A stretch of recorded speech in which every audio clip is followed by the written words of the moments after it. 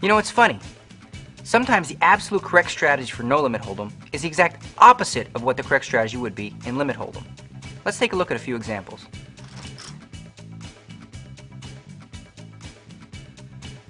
Probably the biggest difference between no limit and limit hold'em is the way you approach playing on the flop. Now in limit hold'em, it's all about pound, pound, pound. Let's say, for example, you have ace jack and the flop comes jack 9-4. Well, in limit hold'em, you want to bet and raise and re-raise as much as possible. But if you're playing no limit hold'em, it's a little more tricky. You only got one pair. Sure, it's top pair, but if somebody else has a set, you could lose everything you have. So in no limit, you want to be more cautious and look to trap.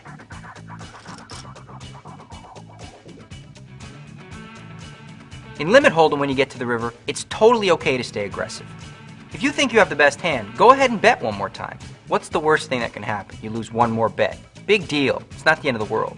But in no limit hold'em, it just might be. In no limit hold'em, even if you think you have the best hand sometimes, if a really scary card comes off and it might cost you your entire stack, sometimes it's better to just check and win what's already in the middle.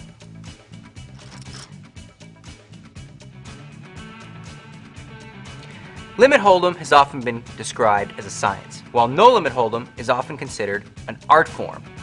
See, the problem with bluffing in limit hold'em is you just can't put enough pressure on your opponents with one stinking bet. However, in no limit hold'em, if you think your opponent's weak, you can bet it all if you want. Now that ought to scare them.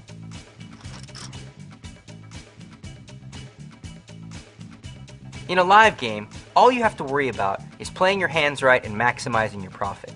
But in a tournament, you often have to sacrifice value in order to survive. Tournament poker is more about survival and money management skills than it is getting full value on your hands.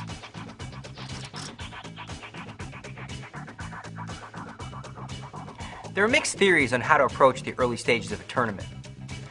The best approach, though, is to take calculated risks and really go after those dead money players.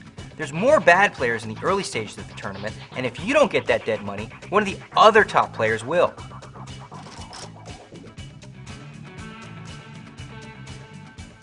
The middle stages of a tournament are really tough.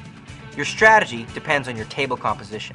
If you're at a table with a bunch of weak and timid players, well then you be a maniac and start attacking them.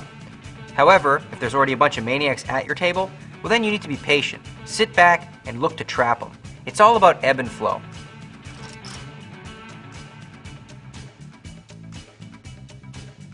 Okay, now this is the stage that separates the men from the boys.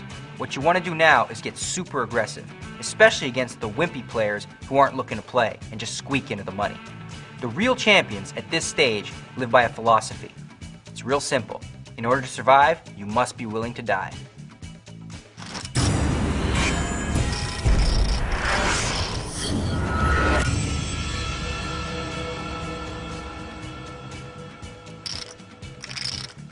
See you at the tables.